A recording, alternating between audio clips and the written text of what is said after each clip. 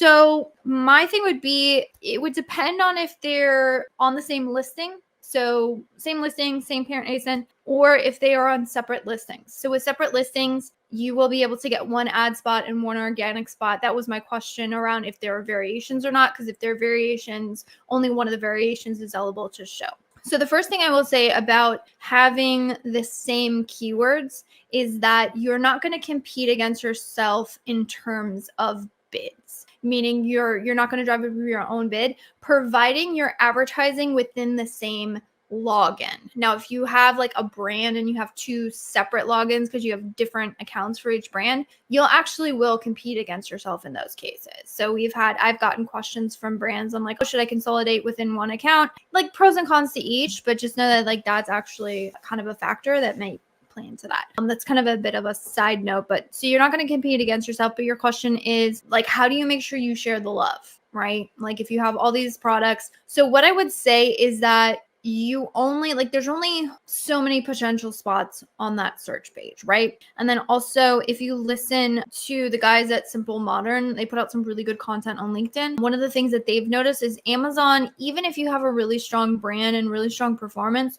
will only allow you to dominate so much of a search page, right? So they don't want you, even if you go like search Nike, like you'll still see Nike shoes up at the top, but you see other brands showing up. They really don't want one singular brand to be able to completely 100% dominate a search page, which I mean, like is kind of a good thing. If you only have one product, it'll kind of be maybe a hindrance if you have, say 20 products in the same niche or something. Amazon's not really going to let all of those run. But the question is like, how do you make sure you get your fair share of visibility, especially on top keywords? My recommendation is going to be optimizing based on each product's performance. And so not every product is going to perform the same. Not every product is going to have the same sales velocity. So not every product is going to have the same ranking potential. And as much as you want every single product to be able to get pedal to the metal, that's not really going to be a realistic thing. So two things I would do here. One is I would just,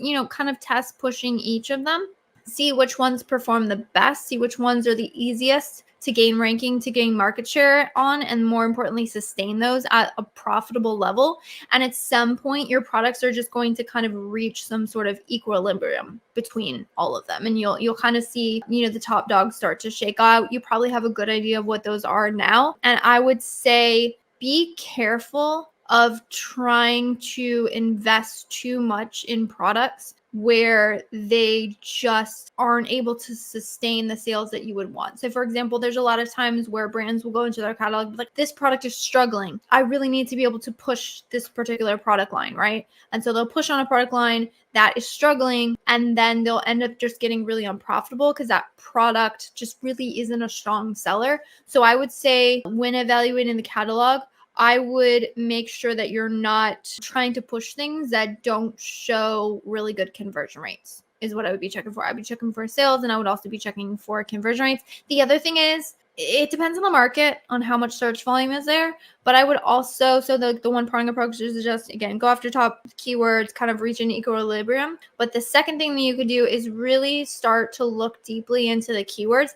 and see, okay, so this product fits here in the market in terms of top keywords, like they share top keywords, but it also could go after this subsection of the market. So maybe it's the mini version of something. Maybe it's the one that's pink or blue. Maybe it's a color variation. Maybe it's a style variation. One of them appears more to like female male audiences. And you might start to find keyword sets that are around sort of those other subsections of the market. And then I would make sure to intentionally build out campaigns to sort of attack those markets as well. That's going to be really helpful for you to not only take a piece of the larger market, but then start branching out into sort of other pieces of the market. How much search volume there is going to be for, kind of those adjacent markets, that will be determined based on the shopper searches. So you'll just have to see.